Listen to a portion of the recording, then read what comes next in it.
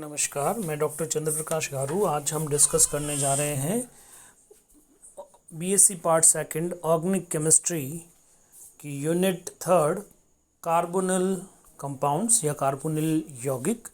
Carbonyl compound में हम किस तरह से कार्बोनिल यौगिक को परिभाषित कर सकते हैं। वे यौगिक जिनमें C डबल बॉन्ड O समूह पाया जाता है कार्बोनिल यौगिक कहलाते हैं, जिन्हें दो भागों में विभक्त किया जा सकता है। कार्बोनिल यौगिक जो है वो एल्डिहाइड व कीटोन के रूप में विभक्त किए जा सकते हैं। एल्डिहाइड कौन से होंगे? वे कार्बोनिल समूह एक द्विसंयोजी क्रियात्मक समूह है, जिसमें यदि दोनों संयुक्तताएं हाइड्रोजन द्वारा अथवा हाइड्रोजन तथा एल्किल समूह द्वारा तथा हाइड्रोजन अथवा एरिल समूह द्वारा पूरी होती है तो यौगिक एल्डिहाइड कहलाता है। जैसे फर्स्ट कंपाउंड में एक संयोजकता एल्किल समूह के द्वारा पूरी हो रही है, जबकि जो दूसरी संयोजकता है वो हाइड्रोजन के द्वारा पूरी हो रही है, ये एक एल्डिहाइड है। दूसरे एग्जाम्पल में एक संयोजकता फेनिल समूह के द्वारा, जबकि दूसरी संयोजकता हाइड्रोजन के द्वारा पूरी हो रही है, ये एक एरोमेटिक एल्डिहाइड है। तीसरे कंपाउंड के अंदर जिसे फॉर्मेल्डिहाइड कहते हैं, इसमें दोनों संयुक्ताएं हाइड्रोजन से पूरी हो रही है। कीटोन, यदि दोनों संयोजकताएं कार्बोनिल समूह की एल्किल समूह के द्वारा अथवा एल्किल एरिल समूह के द्वारा या एरिल समूह के द्वारा पूरी होती है तो यौगिक कीटोन कहलाते हैं। जैसे कि पहला जो कंपाउंड है कीटोन में, उसमें दोनों संयुक्ताएं एल्किल समूह के द्वारा पूरी हो रही है। दूसरे कंपाउंड में एक संयुक्ता एल्किल के द्वारा तथा दूसरी संयुक्ता एरिल ग्रुप द्वारा पूरी हो रही है। तीसरे कंपाउंड में दोनों कार्बोनिल समूह की दोनों संयोजकताएं जो है वो एरिल समूह के द्वारा पूरी हो रही है। कार्बोनिल समूह की संरचना, कार्बोनिल समूह का यदि हम देखें बॉन्डिंग की यदि हम बात करें तो यहाँ पे कार्बन जो है वो दो संयोजकताएं होती है, जिसके अंदर हमने देखा कि वो कीटोन और एल्डिहाइड के फॉर्म में हो सकता है, तो वो हाइड्रोजन के द्वारा पूरी हो सकती है, एल्किल समूह के द्वारा पूरी हो सकती है, एरिल समूह के द्वारा पूरी हो सकती है। और यहाँ पे जो ये कार्बन है ये द्विबंध के द्वारा ऑक्सीजन से जुड़ा होता है। हम जानते हैं कि ऑक्सीजन की विद्युत ऋणता कार्बन से ज़्यादा होती है, अतः साजित इलेक्ट्रॉन युग्म जो है वो ऑक्सीजन की तरफ ज़्यादा विस्थापित पाया जाता है। इस कारण से ऑक्सीजन पे आंशिक ऋणावेश तथा कार्बन के ऊपर आंशिक धनावेश आ जाता है, तथा इस तरह से हम देखते हैं कि एक पोलर बॉन्ड का या अपन कहें कि एक ध्रुवीय बंध जो है वो यहाँ पर बनता है कार्बन और ऑक्सीजन के बीच में। जो कार्बोनिल समूह है वो एक ध्रुवीय समूह है, पोलर समूह है। आणविक कक्षक चित्र की यदि कार्बोनिल समूह की बात करें तो कार्बोनिल समूह के अंदर जो कार्बन है वो sp2 संकरित अवस्था में पाया जाता है, तथा जो ऑक्सीजन है वो ऑक्सीजन भी sp2 संकरित अवस्था में पाई जाती है। तो दोनों कार्बन तथा ऑक्सीजन दोनों के एक एक sp2 संकरित कक्षक जो है वो अक्षीय अतिव्यापन द्वारा सिग्मा बंध का निर्माण करते हैं। कार्बन के अन्य दो sp2 संकरित कक्षक जो है वो कार्बन हाइड्रोजन के साथ में, कार्बन अथवा हाइड्रोजन के साथ में सिग्मा बंध का निर्माण करते हैं, जबकि ऑक्सीजन के दोनों sp2 संकरित कक्षक जो है उसमें एकांकी इलेक्ट्रॉन युग्म पाए जाते हैं। कार्बन तथा ऑक्सीजन दोनों पे एक एक असंकृत पी कक्षक पाए जाते हैं जो कि तल के लंबवत होते हैं। कार्बन के तीनों sp2 संकृत कक्षक जो है समतल त्रिकोणीय ज्यामिति में व्यवस्थित होंगे। इसी प्रकार ऑक्सीजन के तीनों sp2 संकृत कक्षक जो है वो भी समतल त्रिकोणीय ज्यामिति में व्यवस्थित हो जाते हैं। अब इस तल के लंबवत एक एक असंकृत पी कक्षक कार्बन पे तथा ऑक्सीजन के ऊपर उपस्थित होता है। ये असंकृत पी कक्षक जो है समपार्श्वीय अतिव्यापन के द्वारा पाई बंध का निर्माण करते हैं। इस प्रकार से कार्बन ऑक्सीजन के मध्य एक सिग्मा बंध तथा एक पाई बंध पाया जाता है। नामकरण, एल्डिहाइड का नामकरण संबंधित अम्ल के नाम से व्युत्पन्न किया जाता है। जैसे फॉर्मिक अम्ल से प्राप्त एल्डिहाइड को फॉर्मेल्डिहाइड कहते हैं, जिसमें कार्बन की दोनों संयोजकताएं हाइड्रोजन के द्वारा पूरी होती है। इसी प्रकार एसिटिक अम्ल से प्राप्त एल्डिहाइड को एसिटैल्डिहाइड कहा जाता है, जिसमें एक संयोजकता मैथिल समूह के द्वारा तथा दूसरी संयोजकता हाइड्रोजन के द्वारा पूरी होती है। कीटोन का नामकरण डाई अल्किल कीटोन के रूप में किया जाता है, जैसे कि एसीटोन जो है वो डाई मेथिल कीटोन कहलाता है। इसी तरह से यहाँ पे हम देख रहे हैं कि दूसरा जो एग्जांपल है उसके अंदर इसका नाम जो है मैथिल बीटा क्लोरोप्रोपिल कीटोन, इसका नामकरण होगा, जो अल्काइल ग्रुप है। जैसे एक और मिथाइल ग्रुप है तो मैथिल, दूसरी तरफ बीटा पोजीशन के ऊपर एल्किल युक्त प्रोपिल ग्रुप, क्लोरो युक्त प्रोपिल ग्रुप है, इसका आंसर मैथिल बीटा क्लोरोप्रोपिल कीटोन इसका नामकरण हो जाएगा। इसी तरह जो तीसरा एग्जाम्पल है इसके अंदर आप देखेंगे एक तरफ तो एथिल ग्रुप जुड़ा हुआ है, दूसरी तरफ जो है वो प्रोपिल ग्रुप जुड़ा हुआ है, तो यहाँ पे एथिल प्रोपिल कीटोन इसका नाम हो जाएगा, एथिल आइसोप्रोपिल कीटोन इसका नाम हो जाएगा। जो तीसरा एग्जाम्पल है उसके अंदर आप देखेंगे कि एक में अल्फ़ा डैश पोजीशन के ऊपर क्लोरो ग्रुप जुड़ा हुआ है, दूसरे एल्किल ग्रुप के अंदर बीटा पोजीशन के ऊपर ब्रोमो ग्रुप प्रेजेंट है, तो इस कारण से इसका नामकरण जो है बीटा ब्रोमो एथिल, दूसरे में alpha dash chloro ethyl ketone इसका नामकरण हो जाएगा। IUPAC नामकरण यदि अपन देखें तो आप देखते हैं कि एल्डिहाइड के अंदर एल अनुलग्न लगाया जाता है, जबकि कीटोन के अंदर ऑन अनुलग्न प्रयुक्त किया जाता है। जैसे अगर हम फॉर्मेल्डिहाइड की बात करें तो उसका नाम मैथेनैल के नाम से नाम होगा IUPAC नाम। इसी तरह यदि एसिटिल्डिहाइड की बात करें तो 2 कार्बन की श्रृंखला है, इसका आंसर एथेनैल इसका नामकरण किया जाएगा। इसी तरह से डाईमेथिल कीटोन की यदि अपन बात करें तो इसके अंदर 3 कार्बन की सीधी श्रृंखला है, इसका आंसर इसका नाम प्रोपेनॉन, नंबरिंग की कोई ज़रूरत नहीं है क्योंकि यहाँ पे सेकंड पोजीशन पे ही 3 कार्बन की श्रृंखला में कीटोन हो सकता है।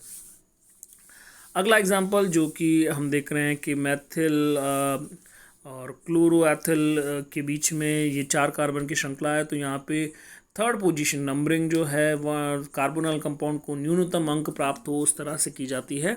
तो यहाँ पे 3 पोजीशन के ऊपर क्लोरो ग्रुप प्रेजेंट है, तो 3 chloro butane on, butane 2 on इसका नामकरण हो जाएगा। इसी तरह एरोमेटिक जो एल्डिहाइड होते हैं उनको एज इट इज़ नामकरण जो है उसका स्वीकार कर लिया गया है। जैसे एल्डिहाइड ग्रुप यदि CHO ग्रुप यदि बेंजीन रिंग के ऊपर प्रेजेंट है तो कंपाउंड का नाम बेंजल्डिहाइड हो जाएगा। इसी तरह से यदि जो मैथिल फेनिल कीटोन है उसका नाम एसिटोफिनॉन होता है। इसी तरह से डाईफेनिल कीटोन का नाम बेंजोफिनॉन के रूप में IUPAC के अंदर एक्सेप्ट कर लिया गया है, अडॉप्ट किया गया है। बनाने की विधियाँ, एल्डिहाइड तथा कीटोन दोनों को बनाने की विधियाँ सबसे पहले हम पढ़ रहे हैं, जो कि दोनों ही एल्डिहाइड कीटोन दोनों ही बनाए जा सकते हैं। तो इसमें सबसे पहले ओजोनी अपघटन अभिक्रिया की हम बात करते हैं।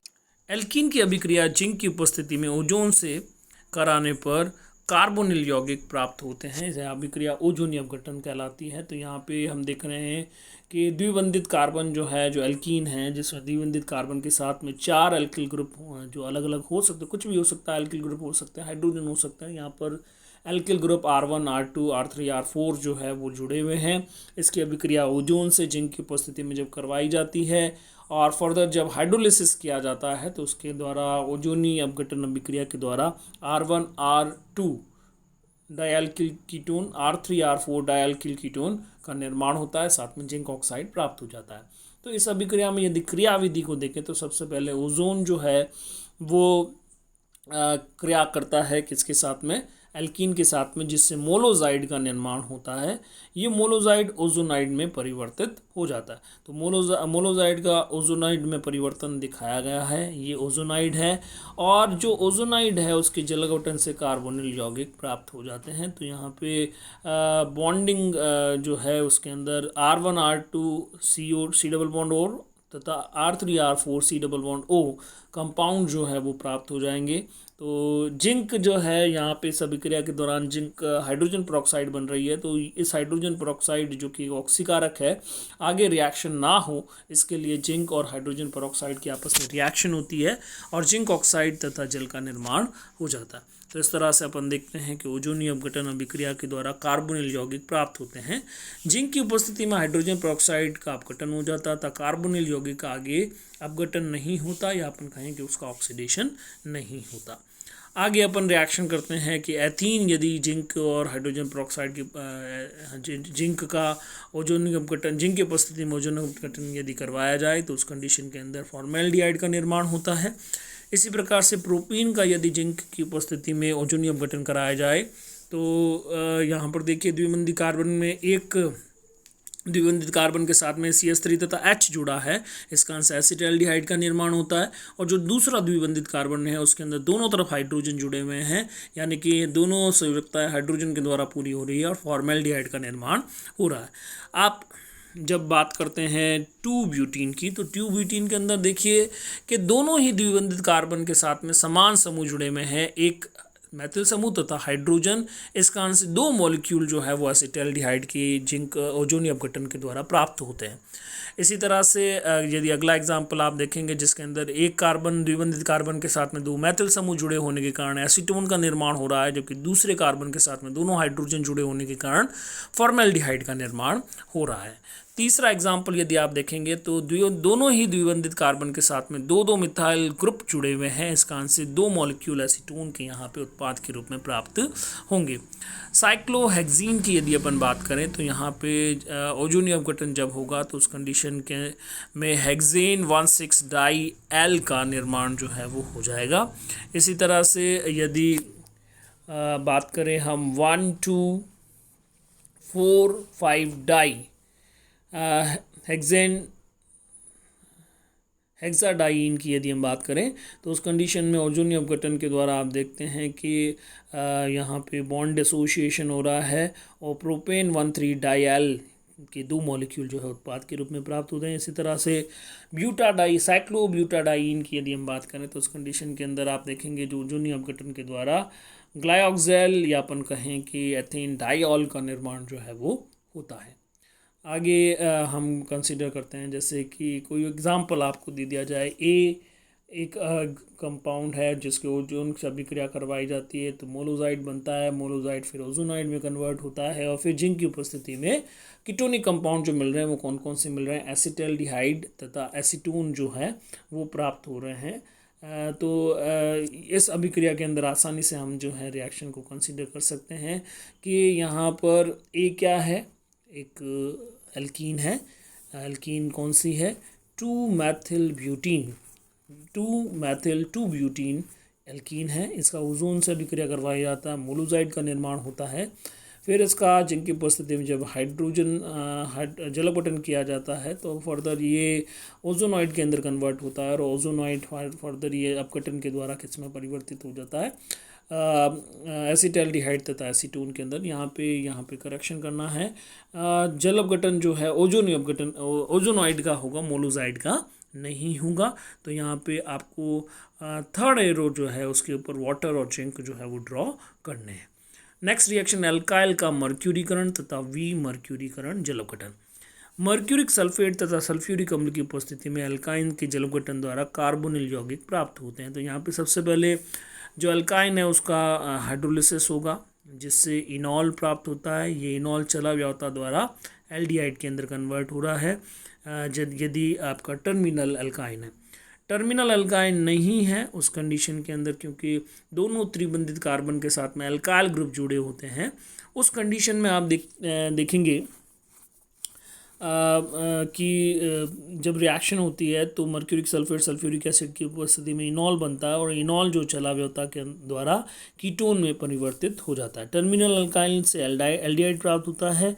एसिटिलीन के जल अपघटन द्वारा इस अभिक्रिया में एसिटाल्डिहाइड का निर्माण होता है। यह अभिक्रिया कुच्चरो अभिक्रिया के नाम से जानी जाती है। तो एसिटाल्डिहाइड का इस अभिक्रिया के अंदर मर्क्यूरिक सल्फेट और सल्फ्यूरिक एसिड की उपस्थिति में रिएक्शन करवाई जाती है। सबसे पहले इनॉल प्राप्त होता है, एथीनॉल प्राप्त होता है और एथीनॉल चलाव्यवता के द्वारा, यहाँ पे एथीनॉल के अंदर कार्बन कार्बन के बीच में डबल बॉन्ड बनाना है और ये चलाव्यवता के द्वारा एसिटाल्डिहाइड के अंदर कन्वर्ट हो जाता है।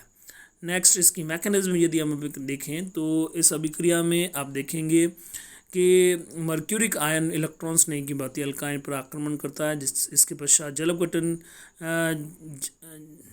इसके पश्चात जल नाभिक स्नेह की भांति आक्रमण करता है। इसके बाद जल अपघटन द्वारा इनॉल प्राप्त होता है जो चलाव्यता द्वारा कार्बोनिल यौगिक में परिवर्तित हो जाता है। तो मर्क्यूरिक आयन जो है इलेक्ट्रॉन स्नेह की भांति अटैक कर रहा है। फर्दर जब इसका हाइड्रोलिसिस होता है तो उस कंडीशन के अंदर आपको जो है इनॉल प्राप्त होगा और इनॉल चलाव्यता के द्वारा एसिटाल्डिहाइड के अंदर या कार्बोनिल यौगिक में परिवर्तित हो जाता है। नेक्स्ट रिएक्शन हम बात करते हैं एल्काइन का हाइड्रोबोरिनीकरण। एल्काइन की अभिक्रिया डाइबोरिन से कराने पर प्राप्त युग्म उत्पाद क्षारीय हाइड्रोजन पेरोक्साइड की उपस्थिति में जल अपघटन द्वारा इनॉल देता है जो चलाव्यता द्वारा कार्बोनिल यौगिक में परिवर्तित हो जाता है। तो यहाँ पे जब एल्काइन की अभिक्रिया BH3 के साथ में होगी तो यहाँ पे स्टेप वाइज तीनों हाइड्रोजन BH3 के जो है एल्किनल समूह के द्वारा जो है प्रतिस्थापित हो जाएंगे। फाइनली जब हाइड्रोलिसिस होगा इनॉल प्राप्त होगा और ये इनॉल चलाव्यता के द्वारा कार्बोनिल यौगिक के अंदर कार्बोनिल यौगिक में परिवर्तित हो जाता है। तो बाकी की अभिक्रियाएं जो है वो कल डिस्कस करेंगे। Thank you very much.